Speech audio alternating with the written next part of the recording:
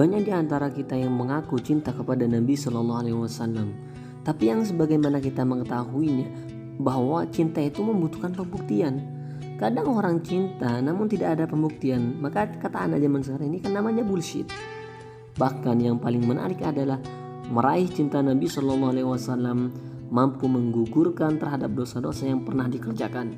Karena itu dalam Quran surah yang ketiga ayat yang ke-31 Allah Subhanahu wa taala berfirman, "Qul in kuntum tuhibbunallaha fattabi'uni yuhibbukumullah wa yaghfir lakum dzunubakum." Hei Muhammad, sampaikanlah jika kalian benar-benar serius, kata Allah Subhanahu wa taala, mencintaiku. Kalian serius mencintai aku Allah Subhanahu wa taala, maka ikutilah tuntunan yang disampaikan oleh Muhammad sallallahu alaihi wasallam. Apa yang dibawa oleh Muhammad sallallahu alaihi wasallam inilah kemudian yang disampaikan dalam Quran surah yang kedua, yaitu ayat yang ke-129. Rabbana wa ba'ats fihim rasulan minhum yatlu alaihim ayatika wa yu'allimuhumul kitaba wal hikmata wa yuzakkihim innaka antal azizul hakim.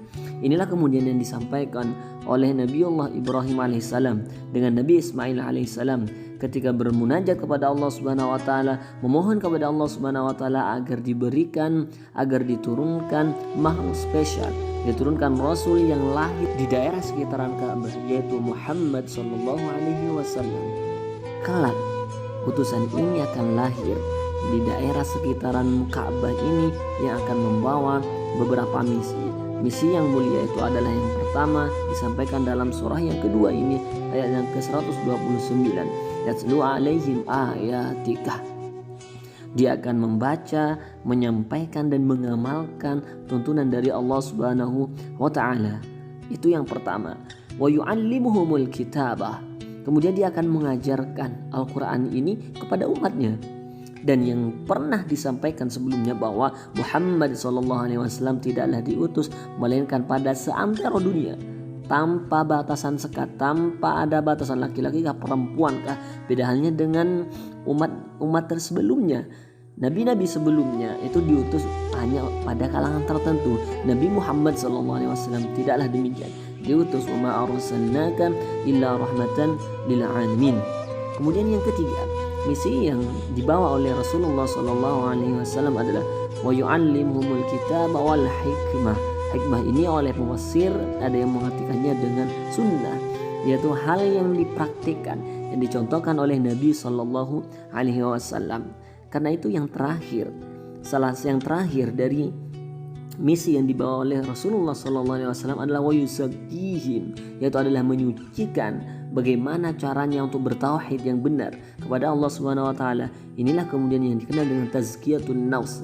Bagaimana kita menyucikan diri dari sifat-sifat buruk, dari irikah, dari dengkikah, dan dari hal-hal buruk yang lainnya.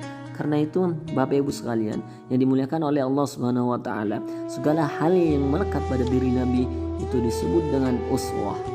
Maka dari itu tadi disampaikan oleh qari'ah kita dalam Quran surah yang ke-33 itu ayat yang ke-21. Laqad kana lakum fi rasulillahi uswatun hasanah.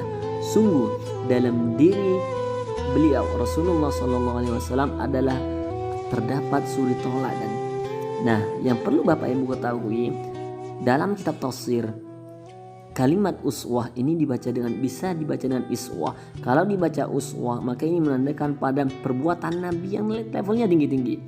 Itu uswah karena menggunakan dhammah. Contoh sholatnya Nabi yang sampai kakinya bengkak misalkan. Kalau disebutkan dengan iswah maka ini menunjukkan pada hal-hal yang ringan-ringan saja. Jalannya Nabi, senyumnya Nabi, pakaiannya Nabi dan lain sebagainya. Karena itu jika kita memang serius mengaku umat Muhammad SAW, raihlah cinta Nabi dengan mengikuti sunnah-sunnahnya, mengikuti apa yang pernah dilakukan dan disampaikan oleh Rasulullah SAW.